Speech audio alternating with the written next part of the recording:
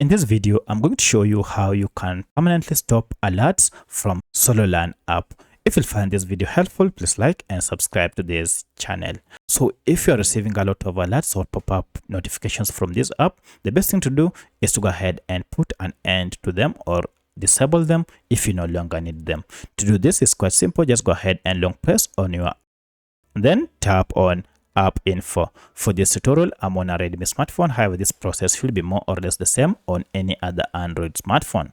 At this point, scroll down until you get to this section called permissions, and under it look for notifications option.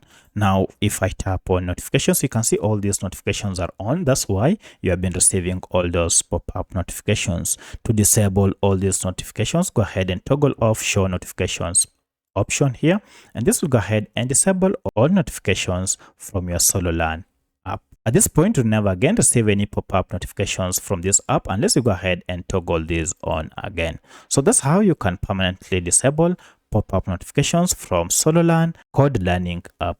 If you have any other question, kindly let me know in the comment section. Otherwise, thanks for watching and let's meet in the next video.